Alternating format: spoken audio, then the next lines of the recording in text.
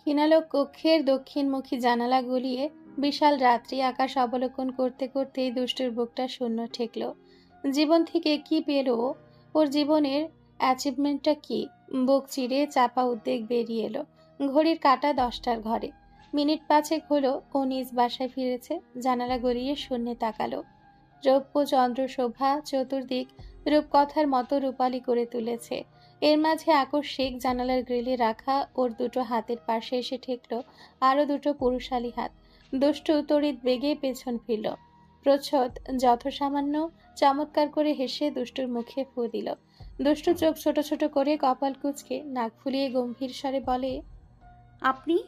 প্রচ্ছদ কাজ ঝাঁকিয়ে বলল। হ্যাঁ আমি। দুষ্টু ভয়ঙ্কর চাহনি ফেলে শুধায়, আপনি এখানে এসেছেন কেন? কারণ আপনি এসেছেন তাই। প্রচ্ছদ দুষ্টুর মতো করেই বলল। দুষ্টু বিরক্ত হলো। দুপুরের অপমানের রাগটা মাথায় চিড় বেরিয়ে উঠল। প্রচ্ছদ অপরাধী সুরে মাথা নিচু করে কুর্নিশ ভঙ্গিতে বলে উঠল, আই এম এক্সট্রিমলি সরি মহারানী। আপনার সাথে তেমন ব্যবহার করা আমার মোটেও উচিত হয়নি। আমার ভুল হয়ে গেছে। এই অধমকে দয়া করে মাফ করুন। আপনার পদধূলিতে একটু স্থান দেই। প্রচ্ছদ ভীষণ ভান করল। দুষ্টু তার ভারী স্বরটা বজায় রেখে বলল, নট অ্যালাউ, স্থান দেওয়া যাবে না। প্রচ্ছদ মেকি কান্নার ভং করে। না না মহারানী, এমনটা বলবেন না। আমি বড় পাপ করে ফেলেছি আপনাকে বকা দিয়ে। আমার গর্দান নেওয়া উচিত, কিন্তু আপনার মতো হতদরিদ্র মহারানীর কোনো জল্লাদও নেই। সুতরাং বিনা সাজাতে দয়া করে মার্জনা করুন এই পাপিষ্ঠকে। দুষ্টু চোখ পাকিয়ে চেয়ে ধমকে বলল, সরুন, সরুন আমার সামনে থেকে। না, সরা যাবে না। আপনি আমার বাসা থেকে বের হবেন নাকি আমি বের হব? আপাতত আমরা কেউ বের হচ্ছি না। প্রচ্ছদ গলার স্বর নিচু করে দুষ্টুর কানে ফিসফিস করে বলল। মুখ বাড়িয়ে দ্বিতীয় দফায় ফু দিয়ে দুষ্টুর সুন্দর আনন্দ থেকে চুলগুলো সরিয়ে দিল। ঠোঁট মেলে কিছু বলতে যাবে অমনি হাতে কাগজটা প্রচ্ছদের মুখের সামনে ধরল দুষ্টু। প্রচ্ছদ ভ্রু বাঁকালো। মুখটাকে বিকৃত করে প্রশ্ন করলো, হোয়াট ইজ দিস? রিপোর্ট। প্রচ্ছদ 10 সেকেন্ড রিপোর্টের দিকে তাকিয়ে থেকে দুষ্টুর দিকে কড়া চোখে তাকায়। তোমার এত বড় সাহস, তুমি আমাকে না জানিয়ে একা একা গিয়ে প্রেগনেন্সিও টেস্ট করিয়েছো? দুষ্টু ঈষৎ হেসে বলে। বাকিটা জীবন আমাকে একাই কাটাতে হবে। প্রচ্ছদের কানে কেমন অন্যরকম শোনালো কথাটা। যেন কত পীড়ন মিশে রয়েছে এই ভয়ঙ্কর বিশ্রী বাক্যে। প্রচ্ছদ রাশভারী স্বরে বলল। কখন গিয়েছিলে? দুষ্টু প্রচ্ছদের বাহু বন্ধন থেকে সরে এলো। চুল আঁচড়াতে আঁচড়াতে উত্তর দেয়, 4টায়। এখন 10টা বাজে। প্রচ্ছদের মনের প্রশ্নটা যেন দুষ্টু বুঝতে পারল। টেস্ট করিয়ে শ্রেয়সীর বাসায় গিয়েছিলাম, ওখান থেকে আসতেই দেরি হলো। কথাটা বলেই দুষ্টু ঘুরে দাঁড়িয়ে বলল, আপনাকে এত জবাবদিহি করছি কেন? আমার যেখানে ইচ্ছে সেখানে ছিলাম। যত রাত ইচ্ছে তত রাতে বাড়ি ফিরবো, সমস্যা আছে? প্রচ্ছদ চটপট পায়ে এগিয়ে গেল। Of course, because you are still my wife. I don't agree with that. I am not your wife. আজকের পর থেকে আপনার আমার মাঝে আর কোনো সম্পর্ক নেই। প্রচ্ছদ বিরক্ত হয়ে তাকালো। দুষ্টু, আমি তো সরি বললাম। চলো বাসায় যাব। বিছানা চেঞ্জ হলে আমার ঘুম আসে না। দুষ্টু অবাকতার ভান ধরে বলল, কিসের বাসা? কোন বাসা? আমি কোনো বাসায় টাসায় ফিরছি না। আর আপনাকে এখানে ঘুমোতে বলেছে কে? আশ্চর্য। দুষ্টুর অনড় জবাবে প্রচ্ছদ জোরে শ্বাস ফেলল। অনেক কষ্টে ধৈর্য ধরে হাত মুঠো করে বিছানায় বসে বলল, দেখো, আমার প্রচণ্ড মাথা ব্যথা করছিল। প্রথমত, এই কয়দিন রাতে ঘুম হয়নি বিছানা বদলানোর জন্য। দ্বিতীয়ত, এতটুকু পথ গাড়ি চালিয়ে এলাম, শরীরও ভালো লাগছিল না। তুমি তো পুরো পথ আমার কাঁধে মাথা রেখে ভস ভস করে ঘুমালে। আমার তো এদিকে নিজেকে মাতাল মাতাল লাগছিল। তার উপর রুমে ঢোকেই প্রথমে তোমার মুখের ওই এক প্যানপ্যানানি শুনে দিয়েছি, হালকা একটা ধমক। তাতেই তুমি আমার জীবন ওষ্ঠাগত করে ছাড়ছো। সব কথা ডিঙিয়ে দুষ্টু ভ্রুকুচকে প্রশ্নবোধক চাহনি দিয়ে বলে, হালকা ধমক? আর আমি আপনার কাঁধে মাথা রেখে ঘুমিয়েছি? হ্যাঁ, কাঁধটা এখনো ব্যথা করছে। তোমার মাথার ওজনও বাপরে বাপ, 100 কেজি ওজন। পুরো 2 ঘন্টা ছিলে, পরে টিয়া সরিয়ে দিয়েছে। দুষ্টু চোখ রাঙিয়ে তাকালো। অস্ফুটে বলল, আপনার সাথে আর কোথাও কখনো যাব না। প্রচ্ছদ ঠোঁট ফাঁকা করে হাসল। এইটুকুতেই গ্রামে প্রতি রাত আমাকে জড়িয়ে আমার উপর হাত পা তুলে ঘুমিয়েছ। দুষ্টুর চোখ দুটো রসগোল্লার মতো হয়ে গেল। লজ্জায় কান দুটো লাল হয়ে উঠল। ছি ছি ছি, এই ২৬ বছরে এসেও বাচ্চাদের মতো হাত পা তুলে দিয়ে জড়িয়ে ধরেছে। দুষ্টু মিনমিনে স্বরে বলল, সত্যি? হ্যাঁ, নেহাত আমি ভদ্র ছেলে, তাই কিছু করিনি। অন্য কোনো ছেলে হলে তো তোমার সাথে।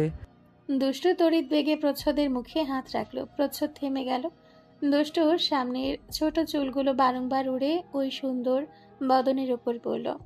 অন্ধকার ঘর তখন মৃদু আলোয় সজ্জিত ছিল। প্রচ্ছদ অনেকক্ষণ ক্ষীণদীপ্তিতে দৃশ্যমান সামনের মনোহর রমণীর দিকে চেয়ে রইল। দুষ্টু আস্তে করে প্রচ্ছদের ঠোঁটের ওপর থেকে হাত সরিয়ে নিল। তৎক্ষণাৎ প্রচ্ছদ দুষ্টুর হাত তৃষ্ণার্থের ন্যায় থাবা দিয়ে ধরল। অবশ কণ্ঠে বলে উঠল, আপনি কেন আমার হয়ে থাকতে চান না? আকস্মিক বাক্যের কোনো উত্তর খুঁজে পেল না দুষ্টু। ফ্যাল ফ্যাল করে কিছুক্ষণ চেয়ে থেকে ঠোঁট চেপে ধরল। কান্না পাচ্ছে ভীষণ। এই শেষ মুহূর্তগুলো এসে প্রচ্ছদ এমন পাগলামি কেন করছে? বাড়ি যান। যাব না। শেষবারের মতন শ্বশুরবাড়ি আদর যত্ন খেয়ে যাই। বলতে বলতে প্রচ্ছদ বিছানায় হেলান দিয়ে বসল। দুষ্টু ভ্রু নাচিয়ে প্রশ্ন করল, কখন এসেছেন আপনি? রাত ৮টায়। ও, কালকে কিন্তু রিপোর্ট নিয়ে কোর্টে যাবেন। আর তুমি আমার সাথে হক মঞ্জিলে যাচ্ছ? আমি অবশ্যই যাচ্ছি না। তুমি অবশ্যই যাচ্ছ। মায়ের ডাক পড়ায় দুষ্টু আর কথা বাড়ালো না। মায়ের সাথে কথা বলে ফিরে এসে দুষ্টু বলল, চলুন, খেতে ডাকছে। খাবার নিয়ে আসো। ফোন চাপতে চাপতে উত্তর প্রচ্ছদের। দুষ্টু চিবিয়ে চিবিয়ে বলে, আসবেন নাকি আমি ঘরে খাবার নিয়ে আসতে পারবো না এখন? গো ফাস্ট। প্রচ্ছদ, আই এম টায়ার্ড। দুষ্টুর অসহায় গলা। তুমি নিয়ে আসবে নাকি আমি আন্টিকে গিয়ে বলবো? দুষ্টু দাঁত কিরমির করে গেল। এই লোক একটা বেত্তমিজ। দুষ্টু ঘরে একটা প্লেটে খাবার নিয়ে আসলো। প্রচ্ছদের সামনে ধরতে প্রচ্ছদ ফোনে গেমস খেলতে খেলতে বলল, খাইয়ে দাও প্লিজ। দুষ্টু মৃদু চিৎকার দেয়। কি? এরপর দাঁতে দাঁত চেপে বলে, আপনি ফোনে গেমস খেলবেন আর আমি খাইয়ে দিব? প্রচ্ছদ ডান হাত বাড়ালো। কপালে ভাঁজ ফেলে পাত্তাহীন বিরক্তির চোখে হাতের দিকে তাকাতেই দুষ্টুর আত্মা ধক করে উঠল। চাপা মৃদু স্বরে বলে উঠল, হায় আল্লাহ, হাতে ব্যথা পেয়েছেন কিভাবে? গুছিয়ে। দুষ্টু সরু চোখে তাকায়। বস্তুত দুষ্টু চলে আসার পর প্রচ্ছদের এত খারাপ লাগছিল, নিজের ওপর এত রাগ জেদ হচ্ছিল যে কি করবে বুঝতে পারছিল না। পরে আর কি, ভেতরে জ্বালা মেটাতে দেওয়ালে অনেকবার ঘুষিয়েছে, যার ফলে হাত ফুলে লাল হয়ে ঢোল রক্তাভ হয়ে আছে। জায়গাটায় ব্যথা প্রচন্ড। দুষ্টু শুনে বলল, শরীরের শক্তি বেশি হয়েছে, মুখের শক্তিও বেশি, আর শরীরের তো মাশাআল্লাহ, ইস, জখম হয়ে গেছে একদম। দুপুরেও খাইনি, দিবে নাকি? বড় করে শ্বাস বুকে টেনে নিয়ে দুষ্টু ভাত মাখিয়ে খাইয়ে দিতে দিতেই প্রচ্ছদ প্রশ্ন করল, সারাদিন খাওনি কেন? জানলেন কিভাবে? ম্যাজিক। আম্মু বলেছে নিশ্চয়ই। খাওনি কেন? শ্রেয়সীর বাসায় খেয়েছি, বিশ্বাস করলাম না। তাতে আমার কি? কী লাভ বলো তো এত অভিমান করে? সেই তো আমাকে ছাড়া নাওয়া খাওয়া পর্যন্ত ভুলে যাও। দুষ্টু ভেঙচি কাটে। ভুলে যাই না, ইচ্ছে করেনি। সেটাই তো, আমার সাথে ঝগড়া হয়েছে বলেই তো ইচ্ছে করেনি। তুমি আমাকে ছাড়া থাকবে কিভাবে? দুষ্টু প্রশ্নের উত্তর দিতে পারল না। চুপচাপ লোকমা তুলে দিল। প্রচ্ছদের ঠোঁটের সাথে বারংবার ওর আঙ্গুলের স্পর্শ লাগছে, যা বারবারই দুষ্টুর শরীর বেয়ে হিম স্রোত বয়ে যাচ্ছে। পেটের ভেতর কেমনতর যেন অস্বস্তি। ও কোনোদিন নির্কেও খাইয়ে দেয়নি। আসলে খাইয়ে দেওয়ার মতো কখনো পরিস্থিতি তৈরিই হয়নি। প্রচ্ছদ খেতে খেতে বলে, ডিভোর্সের পর আমাকে ভুলে যাবে? দুষ্টু এবারও উত্তর দিল না। প্রচ্ছদ আবার প্রশ্ন করে, তোমার বয়ফ্রেন্ডকে ভুলে যাবে? দুষ্টু অযত্নে বড় একটা নিঃশ্বাস ছাড়ল। ভাত মাখা থামিয়ে নিবিড় দৃষ্টিতে প্রচ্ছদের চোখের দিকে তাকালো। চারটি চোখ এক হলো। দুটো হৃদয়ের হৃৎস্পন্দন বেড়ে গেল। ওর নাম রং পেন্সিল দিয়ে লিখেছিলাম, মুছতে গিয়ে বরং লেপটে যাচ্ছে। আর আপনারটা লাল কালি, ঘষতে ঘষতে খাতা ছিঁড়ে যায়, তবুও এক বিন্দু পরিমাণ মোছে না। প্রচ্ছদ এক দৃষ্টিতে চেয়ে বলল, তাহলে ছেড়ে যাচ্ছ কেন? ওকে ছেড়ে দিলাম কেন? প্রচ্ছদের মুখে লোকমা তুলে দিয়ে দুষ্টু পাল্টা প্রশ্ন করে। আমার জন্য। কিন্তু আমাকে ছাড়বে কার জন্য? নিজের জন্য। প্রচ্ছদ থমকে গেল। দুষ্টুর দিকে স্থির নজর তাক করলো। দুষ্টুর চোখের কোণায় পানি। কি আশ্চর্য! প্রচ্ছদের কথায় আজ বারবার তার চোখে পানি আসছে।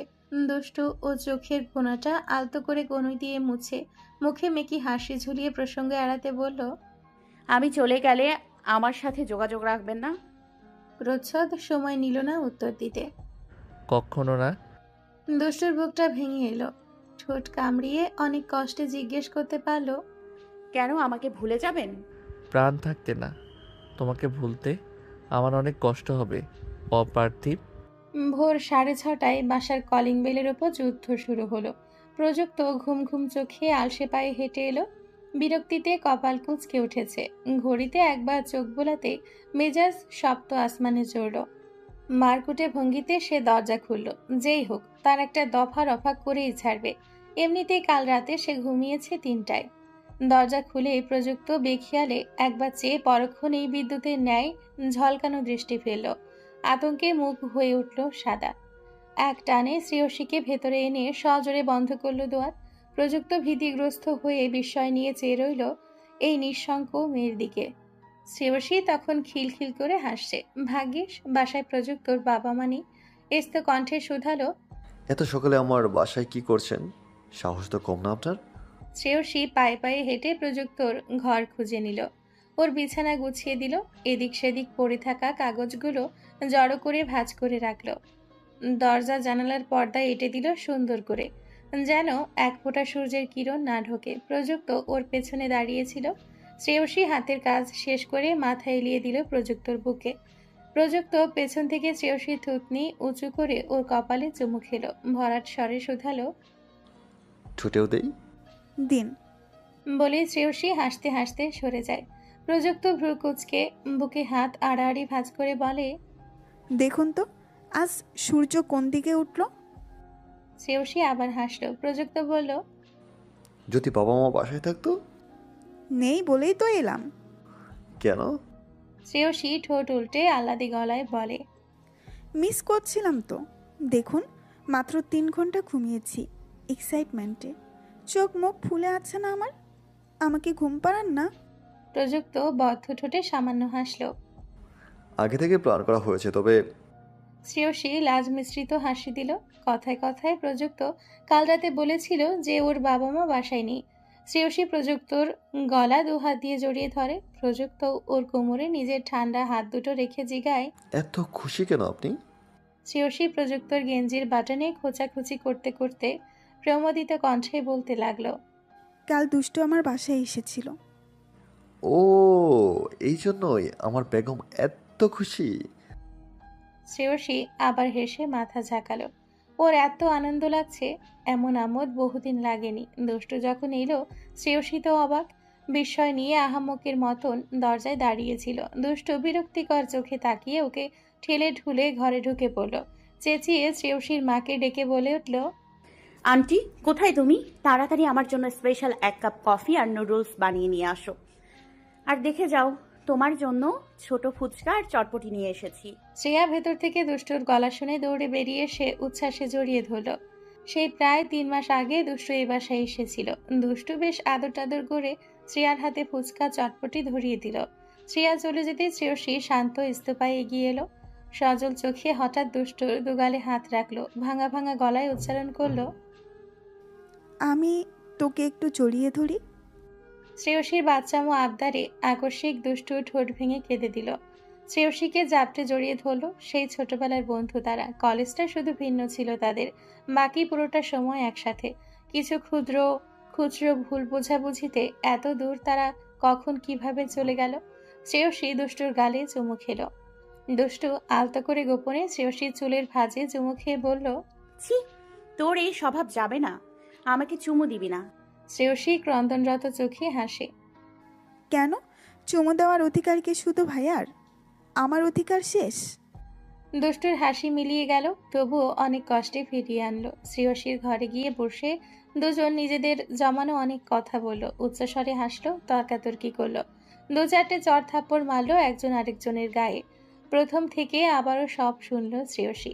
এবার মনোযোগ দিয়ে শুনে মস্তিষ্ক দিয়ে যা বুঝলো তাতে আদতে কারোরই কোনো দোষ নেই। এর মধ্যে শ্রেয়সীর মা এসে কফি আর নুডলস দিয়ে গেলেন।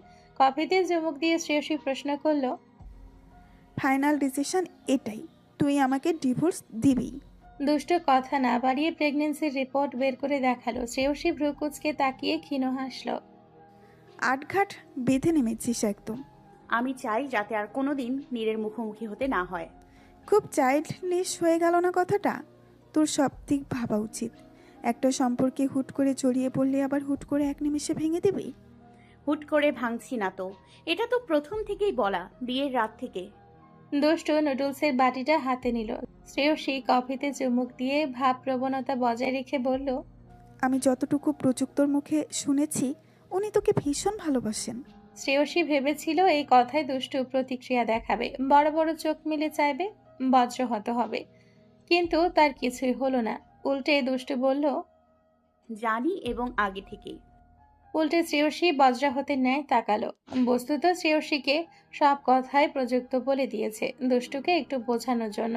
এদিকে দুষ্টু কিছুই হয়নি এমনভাবে বলল, কি হলো, অবাক হচ্ছিস কেন? ওনার ডায়েরি পড়ে জেনেছি। শ্রেয়সী আস্তে করে বলল। Very bad. দুষ্টু মুখ বাঁকিয়ে বলল, আই নো দ্যাট। একটু মানিয়ে নেওয়ার চেষ্টা কর না। ভাইয়াকে একটু ভালোবাসলে কি হয়? দুষ্টু খেতে খেতে বিজ্ঞ গলায় বলল, একা মানুষ কজনকে ভালোবাসবো আমি? জীবনে তো কত মানুষ আমাদের ভালোবাসে, কতজনে প্রপোজাল দেয়, সবারটাকে অ্যাকসেপ্ট করি? সবাইকে কি ভালোবাসি? এই তো কিছুদিন আগে নীরের হয়ে তো কত ইমোশনাল ডায়লগ ছাড়লি, আমার সাথে যা তা করলি, এখন আবার প্রচ্ছদের হয়ে। তোরা তো ভণ্ডরে, ভালোবাসা কি এত সস্তা, এত তাড়াতাড়ি হয়ে যায়? শ্রেয়সী কিছু বলল না। দুষ্টু খানিকটা রেগেই বলে, উনি অপরাধ করেছেন আমাকে জোর করে বিয়ে করে, ভালোবাসে বলেই জোর করতে হবে? তার শাস্তি কি সে পাচ্ছে না? ভালোবাসার মানুষটার থেকে ভালোবাসা না পাওয়ার চেয়ে বড় নির্দয় নির্মম শাস্তি কি এই দুনিয়াতে আছে? নেই, কিন্তু ওনার উচিত ছিল প্রথমেই অ্যাপ্রোচ করা। যে লোক নিজের ভালোবাসার কথা বলতে পারে না অথচ জোর করে ছিনিয়ে নেয়, তার অবশ্যই এই দহন প্রাপ্য। দুষ্টু আবার বলল আনমনা কণ্ঠে, কিন্তু জানিস, ইদানিং ওনাকে খুব ডেসপারেট লাগে, ভীষণ অসহায় লাগে। উনি ওনার ভালোবাসা প্রকাশ করার চেষ্টা করেন, আমার টেক কেয়ার করেন, আমাকে ভালোবাসেন। কথা বলতে বলতে দুষ্টুর গলার আওয়াজ ক্রমেই নিচু হয়ে এলো। কেমন অপ্রকৃতিস্থ স্বপ্নময় গলা শোনালো। শ্রেয়সী বলল, সম্পর্কটাকে শুধু শুধু নষ্ট করিস না। দেখবি আস্তে আস্তে সবাই সবার পরিস্থিতির সাথে মানিয়ে যাচ্ছে, অথচ মাঝখান থেকে তুই ছিটকে যাবি। আমি বলছি আরেকটুকু টাইম নে, ডিভোর্সের সময় আরেকটু পিছিয়ে দে। হাওয়ায় মনোযোগ দিয়ে দুষ্টু পাত্তাহীন গলায় বলে, যা হবার তাই 3 মাসের মাঝেই হয়েছে, হবে। আর যা হবার নয় তা অনন্তকালেও সম্ভব নয়। যা নয়ে হয় না তা 90ও হবে না। কেটে বেছে নীরের কথা এড়িয়ে যতটুকু বলা যায় ততটুকু শ্রেয়সী বলল। প্রযুক্ত সব শুনল। ঠোঁট চেপে দীর্ঘশ্বাস ফেলে বলল, আল্লাহ জানে প্রচ্ছদের কপালে কি রয়েছে। দুষ্টু যদি ওকে ছেড়ে চলে যায়, ও নির্ঘাত মরে যাবে। টিয়া আর নীরের খবর নিয়েছিলেন? হ্যাঁ, টিয়ার রেজাল্ট বেরিয়েছে। আমি তো নীরকে ফোন দিয়ে জানিয়েছি। নীর আজকে থেকে টিয়াকে সকাল সন্ধ্যা পড়াতে বসাবে, রান্না শেখাবে, সেই সাথে ইচ্ছে মতো বকা দিয়েছে। টিয়া একটু কানে ব্যথা পেয়েছে, বুঝছো নীর? সেটাও ফোনে আমাকে কয়েক হাজারবার বলল। কেয়ারলেস একটা মেয়ে, নিজের খেয়াল রাখতে পারে না, শুধু সারাক্ষণ ফেস ফেস করে কান্নাকাটি করে। নীরের উৎকণ্ঠা দেখে আমার মনে হলো খুব শীঘ্রই ওদের সম্পর্কটা স্বাভাবিক হবে। আসলে অল্প বয়সে দুজনের অমতে বিয়েটা হলো তো, তাই দুজনের নর্মাল হতে একটু সময় লাগছে। শ্রেয়সীর হিসেবে চাকা উল্টো দিকে ঘুরছে। ও ভেবেছিল নীর তার লাইফটা আর কন্টিনিউ করতে পারবে না, কিন্তু দুষ্টু দিব্যি হেসে খেলে চলে যাবে। অথচ এদিকে দেখছে দুষ্টু লাইফটা থমকে দাঁড়িয়েছে বিবেক নামক দংশনের জাতাকলে। ওদিকে নীর চলছে নতুন দিগন্তের সূচনা লগ্নের প্রচেষ্টায়। প্রযুক্ত ফ্রেশ হয়ে এলো। শ্রেয়সীর উন্মুক্ত কাঁধে হালকা হাত ছুঁয়ে দিতেই শ্রেয়সী চমকে লাফিয়ে সরে দাঁড়ালো। মানুষের হাত নাকি সাপের? এত ঠান্ডা কেন? প্রযুক্ত হেসে দুষ্টুমি করে শ্রেয়সীর গালে গলায় হাত চেপে ধরে। শ্রেয়সী এক দৌড়ে বিছানার অপর পাশে গিয়ে দাঁড়ায়। এরপর কম্বল মুড়িয়ে বিছানায় বসল। প্রযুক্ত জিজ্ঞেস করলো, খাবেন কিছু? শ্রেয়সী মাথা নেড়ে না করল। হাতের ইশারায় প্রযুক্তকে ডেকে খাটে হেলান দিয়ে বসিয়ে আটশোয়া হয়ে প্রযুক্ত চওড়া বুকে মাথা ঠেকালো। ঘুমাবো আমি। প্রযুক্ত ওকে শক্ত করে জড়িয়ে ধরে কানে ফিসফিস করে বলে, তখন তো ব্রাশ করেননি, তাই ছেড়ে দিয়েছিলাম। এখন ঠোঁটে চুমু দিই। প্রযুক্তর ফিসফিস শ্রেয়সীর কানে ফসফস ধ্বনি তুলল। লজ্জায় কান লাল হয়ে উঠল। প্রযুক্ত অনুরক্ত কণ্ঠে মাদক ঢেলে অনুরোধ করল, প্লিজ। না, চুপ করুন। একটা, শুধু একটা, আর কখনো চাইবো না। প্রযুক্তর এমন আকুতি ভরা নয়ন আর কণ্ঠে শ্রেয়সী নিজেকে নকল কঠোরতার চাদরে মুড়িয়ে রাখতে পারল না। কোমল হলো। এরপর কেউ কারোর কথা শুনল না, শুনল শুধু অবাধ্য দুই জোড়া ঠোঁট। একে অপরের সাথে কিভাবে যেন চুম্বকের মতো জোড়া লেগে গেল। সেই চুম্বকে চুম্বনে জলের ছটা গড়ালো অনেক দূর অবধি। যত দূর অবধি গড়ালে সম্পূর্ণ কায়া একে অপরকে ছুঁয়ে দেয়। শ্রেয়সীর গতরের প্রতিটি ভাঁজে ভাঁজে ছড়িয়ে গেল প্রযুক্তর সুগন্ধ। বন্ধনহীন উন্মত্ততায় প্রযুক্তর বিচরণ ঘটল এই রজনীকান্ত সদৃশ অঙ্গনার গাত্রে। ঠান্ডায় ঠকঠক করে কাঁপছে টিয়া। শীতের দাপটে প্রায় জমে যাওয়া জোগাড়। বাইরে কুয়াশার ঘন ধূম্র জালে 1 মিটার দূরের কিছু আবছা। চোখ কচলিয়ে ফ্লোরে একবার পা দিয়ে একটু ছুঁয়ে অমনি আবার এক ছুটে ভারী কম্বলের নিচে ঢুকে পড়ল। হাত দুটো ঘষতে ঘষতে নীরের দিকে তাকিয়ে কাঁদো কাঁদো গলায় বলল, অসম্ভব। এই ঠান্ডায় সকাল 7টায় আমি কম্বল ছেড়ে উঠে মরে যেতে পারবো না। নীরের হাতে স্কেল। গম্ভীর মুখে টিয়ার বয়ে চোখ বুলিয়ে বলল, এখন 7:30 বাজে, মরবে না, ওঠো। তুমি জানো পানি কত ঠান্ডা? জানি, তোমার জন্য গরম পানি করে রেখেছি। যাও, ফ্রেশ হয়ে এসো। Hurry up. নির্ভয়া প্লিজ। কোনো প্লিজ টিলিস নেই, গো ফার্স্ট। না হলে কিন্তু টিয়া স্কেলের মায়ের একটাও মাটিতে পড়বে না। টিয়া চোখ মুখ কুঁচকে তাকালো। আষ্টে পৃষ্ঠে শরীরে শালটা জড়িয়ে নিয়ে ফ্লোরে আবারও আগের ন্যায় হালকা একটু পা ছুঁয়ে অমনি কম্বলের নিচে ঢুকলো। তৎক্ষণাৎ নীর ওর মাথায় জোরে সরে টোকা দিল। টিয়া মাথায় হাত ঘষে 2 মিনিটে ফ্রেশ হয়ে এলো। অসহায় গলায় বলল, বিছানায় বসি, টেবিলে বসবো না, চেয়ার ঠান্ডা। নীর মেনে গেল। আচ্ছা, বসো। টিয়া ভ্রুকুচকে বলল, তুমি ফিজিক্স ডিপার্টমেন্টের হয়ে ম্যাথ ডিপার্টমেন্টের স্টুডেন্ট পড়াবে? নীর কড়া চোখে তাকালো। না পারলে তোমার জন্য টিচার নিয়ে আসবো। এখন এই ম্যাথগুলো করো জলদি। টিয়ার ম্যাথগুলো করতে করতে 9টা বাজলো। একটানা বসে থেকে নীরের কোমর লেগে গেছে সেই কখন। তবুও সে এক ফোঁটা নড়ল না। তার কাজ হচ্ছে টিয়াকে কোনো মতে পড়তে বসানো। সে নিশ্চয়ই অন্য ডিপার্টমেন্টের স্টুডেন্ট পড়াতে পারবে না, কিন্তু মেয়েটা পড়তেই বসতে চায় না। একবার ঘড়ির দিকে তাকিয়ে নীর বলে উঠল, শেষ। টিয়া ওপর নিজ মাথা ঝাঁকায়। নীর ওর বই খাতা গুছিয়ে দিয়ে বলে, বইগুলো যত্নে রেখে কিচেনে এসো, ব্রেকফাস্ট রেডি করব। টিয়ার একচোটে উত্তর। আমি পারবো না। নীর যেতে যেতে বলে গেল, আমাকে যদি দ্বিতীয়বার ডাকতে হয় তবে বারান্দায় আটকে রাখবো তোমায়, উইদাউট এনি সোয়েটার অর শাল। টিয়া চোখ বড় বড় করে নীরকে ভয়ঙ্কর একটা গালি দিল। নীর রান্নাঘর থেকে চেঁচিয়ে বলল, আমি শুনতে পাচ্ছি। আসবে নাকি আমি গিয়ে নিয়ে আসবো? আমি এলে কিন্তু খুব খারাপ হবে। টিয়া ঠোঁট উল্টে বড় করে নিঃশ্বাস ছাড়ল। কপাল চাপড়ে বলে উঠল, এই কার পাল্লায় পড়লাম আমি? রান্নাঘরে প্রবেশ করতে দেখল নীর আটার প্যাকেট হাতে দাঁড়িয়ে আছে। টিয়া আলসে পায়ে হেঁটে গেল। নীর একটা স্টিলের বোল ওর হাতে ধরিয়ে দিয়ে বলল, আমি যেভাবে বলছি সেভাবে রুটি বানাবে। কিন্তু টিয়া এই পানি বেশি দিল তো এই আটা কম দিল। আটা মাখতে মাখতে আবার হাত লেগে এলো। ঠান্ডায় দাঁতে দাঁত লেগে নীরের সাথে কতক্ষণ ঘ্যান ঘ্যান করলো। অনেক চড়াই উতরায় পার করে রান্নাঘর আটা দিয়ে সাজিয়ে সাদা বানিয়ে নিজের 12টা বাজিয়ে টিয়া আটা মেখে একটা আধা পারফেক্ট ডো তৈরি করলো। রুটি বেলতে গিয়ে দেখা গেল বেলা তো দূরে থাক, টিয়া একটুখানি আটার দলা নিয়ে ঠিকমতো গোলই করতে পারছে না। নির্ভ্রুকুচকে দাঁড়িয়েছিল। অতি ধৈর্যে এই মেয়ের কাজকর্ম দেখে গেল সে। অবশেষে না পেরে বলল, গোয়ার দেখেছি, গাধা দেখেছি, তোমার মতো এত গোয়ার গোবিন্দ ব্রেইনলেস মেয়ে আর একটাও দেখিনি। এগুলো কোনো কাজ? চোখের দেখে পারা যায়, আর সেই কাজে 25 মিনিট ধরে শুধু আটাই মাখলে? এতক্ষণে 25 জন মানুষের রুটি বানিয়ে ভেজে খেয়ে ফেলা যেত। টিয়া গাল ফুলিয়ে দাঁড়িয়ে রইল। নীর ছো মেরে ওর হাত থেকে আটার দলা নিয়ে হাতের তালুতে সুন্দর করে গোল শেপ করলো। এবার বেলো। টিয়া ভ্রু নিচু করে অসহায় যোগে বলল। আমি পারবো না। নীর নরম হলো। পারবে, চেষ্টা করো। না পারলে আমি আছি। টিয়া চেষ্টা করলো, একবার দুবার কয়েকবার, কিচ্ছু হলো না। সব হজবরল হয়ে গেল। টিয়া মনক্ষুণ্ণ হলো, হতাশ গলায় বলে উঠল। আমাকে দিয়ে কিচ্ছু হবে না। I am good for nothing. আমি বিগ জিরো। নীর বড় একটা নিঃশ্বাস নিজের বুকের মাঝে টেনে নিল। এরপর টিয়ার পেছনে দাঁড়িয়ে ওর দুহাতের উপর নিজের দুহাত রাখলো। টিয়ার পিলে চমকে উঠল, ঘাড় ঘুরিয়ে একবার নীরের দিকে তাকালো। নীর ওর খুব কাছে, নিঃশ্বাসে নিঃশ্বাসে বাড়ি খেলো। টিয়া লজ্জায় আড়ষ্ট হলো। ইতিমধ্যে সে আটায় মাখামাখি যেন যুদ্ধ করেছে। চুলের ওপর এমনভাবে আটা লেগেছে যেন চুলে পাক ধরেছে। নীর শব্দ করে হেসে চুলে ফু দিল।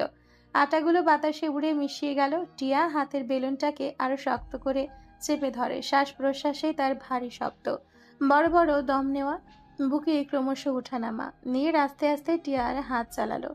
বেলুন চলল। 6 মিনিটের মাথায় সুন্দর গোল রুটি হয়ে গেল। টিয়া সেদিকে তাকিয়ে উৎফুল্লে বলল। ওয়াও, জীবনে প্রথমবার আমি এত সুন্দর রুটি বেলে ফেলেছি। নীর ভ্রু উঁচু করে এমন ভাবে তাকালো, টিয়া দাঁত বের করে হেসে দিয়ে বলল। তোমার সাপোর্টে। চলো বাকিগুলো তাড়াতাড়ি শেষ করো।